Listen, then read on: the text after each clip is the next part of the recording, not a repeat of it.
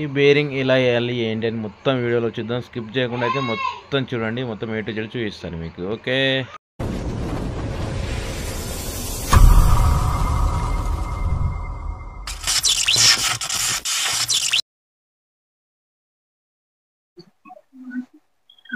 Hi friends, welcome to Jagan car drive. ఈ రోజు అయితే మన ఫ్రంట్ వీల్ బేరింగ్ ఎలా వేయాలనో ఏంటో ఈ వీడియోలో మొత్తం అయితే చూద్దాం. ఓకేనా, లేదున్న వీడియో మర్చిపోకుండా మొత్తం చూడండి.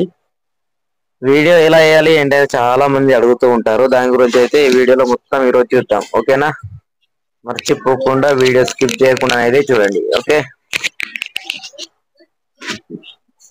చాలా మంది బేరింగ్ ఇట్లా వేయాలా అట్లా వేయాలా అది ఇది అంటూ ఉంటారు. ఏంటంటే మొత్తం చూద్దాం. ఫస్ట్ ఇగో 6 నట్లు అయితే ఉంటది. బేరింగ్ పైన కప్ అయితే ఉంటది కదా, కప్పు తీసి 6 నట్లు తీసి తర్వాత మనం ఆ కప్ తీసిన తర్వాత మనకు లోపల అయితే ఒక లాక్ వస్తుంది చెక్ నట్ కి, ఆ లాక్ తీయాలి. ఓకేనా, ఇక 6 నట్లు అయితే ఉంటాయి. కొన్ని పాత ఓల్డ్ వెహికల్స్ కి అయితే 4 నట్లు ఉంటాయి. న్యూ బండ్లకు అయితే 6 ఉంటాయి.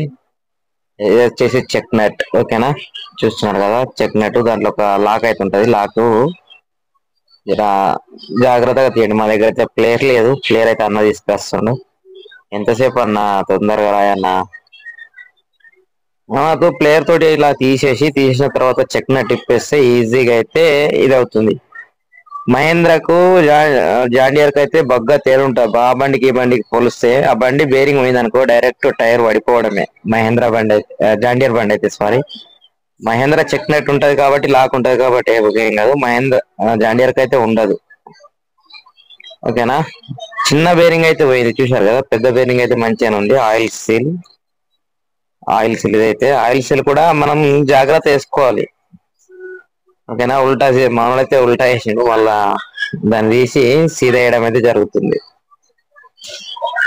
ఇంకేంటి ఫ్రెండ్స్ విశేషాలు, ఎప్పుడైనా బేరింగ్ వేసేటప్పుడు ఇలా నీట్ గా క్లీన్ చేసుకోండి. ఎందుకంటే బేరింగ్ పోయిన ఐరన్ ముక్కలు ఉంటాయి కాబట్టి ఐరన్ ముక్కలు అయితే క్లీన్ చేసుకోవాలి. ఎందుకంటే ఆ బేరింగ్ లో మళ్ళీ మనకు చిన్న చిన్న ముక్కలు అందులో పడిపోయే అవకాశాలు ఉంటాయి. అలాగే వచ్చేసి కోన్ కూడా తీసేసుకోండి. కోన్ తీయకపోతే ప్రాబ్లం ఏం జరుగుతుంది. చాలా మంది కోన్ తీయరు.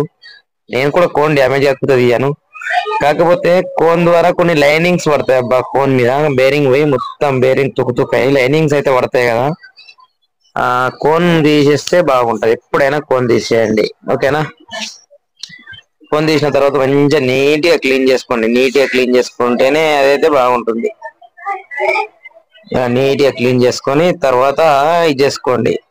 ఓకేనా, చాలా మంది ఏం చేస్తారంటే మనకు నీట్ గా క్లీన్ చేసుకోకుండా ఈజీగా ఏంది ఇట్లా అనమతు పేలికలు ఉండే అనమతుల మీద మీద వేసేసి చేసేస్తారు.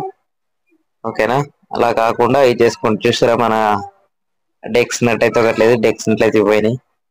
బేరింగ్ ఓకేనా, పెద్ద బేరింగ్, పెద్ద కోన్ ఇది. లోపల సైడ్, బయట సైడ్ అయితే చిన్న బేరింగ్ ఉంటుంది, చిన్న కోన్ అయితే ఉంటుంది. తెలిసే కదా మీకైతే. ఇంకేంటి విశేషాలు, ఎప్పుడైనా కోన్ కొట్టేటప్పుడు బిగించేటప్పుడు ఇగో ఈ విధంగా అయితే బిగియండి.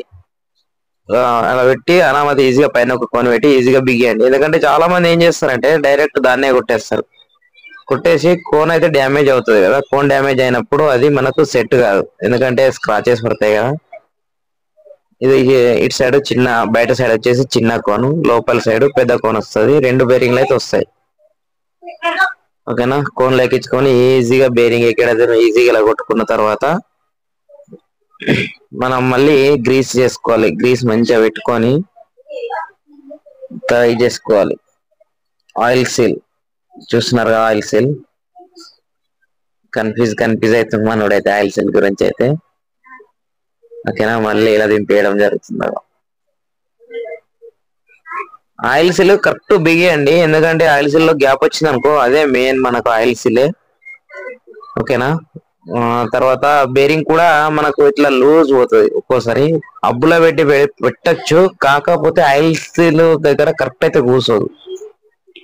లేదు అనుకుంటే ఇలా కూడా చేయొచ్చు. మన డెక్స్ని బేరింగ్ అలాగే ఆయిల్ సీల్ మొత్తము అబ్బుల్ని కూర్చుండబెట్టి ఇలా కూడా ఎక్కియచ్చు. అలాగే ఎక్కిస్తే గ్యాప్ వస్తుంది. అలా ఎక్కించిన ఇంతకుముందు గ్యాప్ వచ్చింది, ఇలా ఎక్కించి అయితే చూద్దాం ఇప్పుడు. ఓకేనా, ఎక్కిస్తే వర్కౌట్ అయితే అనుకుంటున్నా, కానీ వర్కౌట్ అవుతుందా కాదా, మాక్సిమం వర్కౌట్ అవుతుంది, కాదని ఏం లేదు.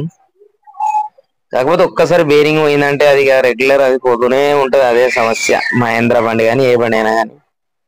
ఫస్ట్ మనం అది దీనికి మనకు ఆల్టర్నేట్ గా మన అబ్బులకు గ్రీసింగ్ సిస్టమ్ ఇస్తే ఏం కాకపో అబ్బా. ఎందుకంటే కొద్దిగా మనం వాటర్ పోయినప్పుడు 2 days ఒకసారి గ్రీసింగ్ కొడితే మనకు లోపలికి మట్టి వెళ్ళేది ఉంటుంది చూడు. ఆ మట్టి అనేది గ్రీస్ ఫుల్ నింపితే మట్టి అనేది లోపలికి పోనీయదు కాబట్టి ఏం కాదు. అట్లా ఇస్తే బాగుంటుండే, కానీ దీనికి గ్రీసింగ్ సిస్టమ్ అయితే ఇవ్వలేడు. డబ్బుకు కింపిన్ మాత్రమే ఇచ్చిండు. అది ఎందుకో ఏమో మన ట్రాక్టర్ తయారు చేసే వాళ్ళు కూడా మెయింటెనెన్స్ కావాలంటే, వాళ్ళ స్పేర్ పార్ట్స్ పోవాలంటే వాళ్ళు ఏం చేయాలి? ఖచ్చితంగా మెయింటెనెన్స్ రిపేర్ అయితే పెట్టుకోవాలి కదా. కొత్త బండి నీకు ఎటు ఏ పోకుండా ఇస్తే మళ్ళీ వాళ్ళు ఎట్లా బతకాలి? షోరూమ్ వాళ్ళు అంతే కదా. బయట బిజినెస్ ఎట్లా నడవాలి? ఎవరైనా తయారు చేసే వాళ్ళు ఏదైనా కానీ అదే విధంగా వేస్తారు. ఖచ్చితంగా మెయింటెనెన్స్ అనేది ఖచ్చితంగా ఉంటది.